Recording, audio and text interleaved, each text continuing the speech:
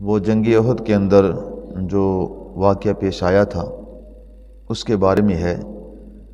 کہ جب اللہ رب العزت نے احد کے اندر مسلمانوں کو پہلے فتح عطا فرمائی اور اللہ پاک نے وہاں پر اپنا وعدہ بھی سچا فرمایا کہ اللہ مسلمانوں کی مدد فرماتا ہے، تو اللہ تعالیٰ کے حکم اور اذن سے مسلمان جو تھے وہ بڑی تیزی سے کافروں پر غالب آ رہے تھے۔ شروع میں انہوں نے کافروں کا بڑا نقصان بھی کیا، کافروں کو جو ہے واصل جہنم بھی کیا، اور جب کافر پیٹ پھیر کر بھاگ گئے، میدان احد سے فرار ہو گئے اور مسلمانوں کے حملے کی تاب نہ لا سکے تو انہوں نے میدان کو چھوڑا اور بھاگ نکلے۔ تو اس وقت جو مسلمان میدان کے اندر کھڑے تھے انہوں نے وہ جو مال غنیمت چھوڑ کر بھاگے تھے، اللہ پاک نے مسلمانوں کا ایسی ایک طاقت، ایک ایسی ہیبت عطا فرمائی کہ وہ اس طرح بد حواس ہو کر بھاگے کہ بہت سارا اپنا مال بھی چھوڑ گئے، اپنے بہت سارے معاملات جو تھے وہ چھوڑ کر بھاگ گئے۔ تو مسلمانوں نے اس مال غنیمت کو اکٹھا کیا اور بظاہر بالکل معاملہ مسلمانوں کے حق میں تھا، لیکن اس جنگ کے شروع ہونے سے پہلے آقا کریم علیہ الصلوۃ والسلام نے ایک 50 آدمیوں کا جو جتھا تھا، گروہ تھا، اس کو احد کے ایک ایسے پہاڑ کے اوپر کھڑا کیا جو ایک درہ نما تھا، اور وہاں سے خطرہ تھا کہ دشمن پیچھے سے پلٹ کر آ کر اس جگہ کو خالی دے کر مسلمانوں کے اوپر حملہ نہ کر دے۔ یعنی ادھر میدان کے اندر مسلمان کافروں سے لڑ رہے تھے، لیکن وہ ایک جگہ ایسی تھی جو بالکل خالی اور غیر محفوظ تھی۔ تو آقا دو جہان چونکہ اللہ تعالیٰ کے محبوب اور دنیا کے ساری حکمتیں اور دنائیاں اگر اکٹھی کی جائیں تو نبی پاک صلی اللہ علیہ وسلم کی حکمت اور دنائی کے سامنے ایک ذرہ برابر بھی اس کی حیثیت نہیں ہے۔ تو اس لیے آپ نے اس سارے معاملے کو دیکھتے ہوئے وہاں پر 50 آدمیوں کو مقرر فرمایا، اور آپ نے ساتھ یہ بھی ہدایت فرمائی کہ جب تک میرا حکم نہ آ جائے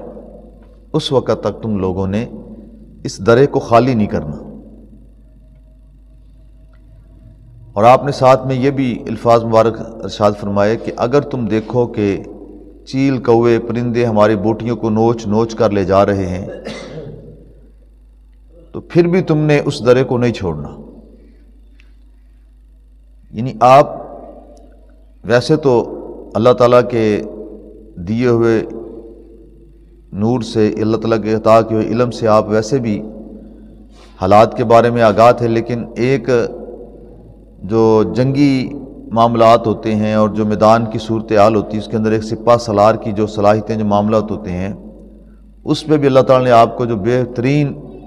حکمت عملی جو اختیار کرنے کا ایک فن اور ہنر عطا فرمایا تھا، آپ نے اس کو مد نظر رکھتے ہوئے یہ حکم فرمایا کہ جب تک میں نہ کہوں، میرا حکم یہاں پر تمہیں پہنچ نہ جائے، اس وقت تک تم نے اس درے کو خالی نہیں کرنا۔ یہ مسلمانوں کو ایک بہت تاکید کے ساتھ بات کی گئی تھی، اور اس جنگ کے اندر یہ جو مسلمانوں کے ساتھ معاملہ الٹ ہوا تو اس کے اندر ایک پہلو یہ بھی تھا کہ اللہ کریم اپنے نبی کے غلاموں کو، اس امت کو قیامت تک کے لیے یہ بات سمجھانا چاہتا تھا، ظاہری مال و اسباب،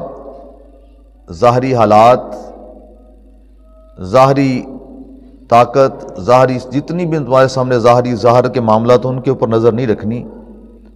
نظر رکھنی ہے تو اللہ اور اس کے رسول کی ذات پر۔ تمہارے پیش نظر دنیاوی کوئی معاملات نہیں ہونے چاہیے، تمہاری آنکھیں جو کچھ دیکھ رہی ہیں بظاہر وہ تمہیں ٹھیک لگ رہا ہو، لیکن اللہ اور اس کے رسول کا حکم اگر اس کے الٹ ہو، خلاف ہو،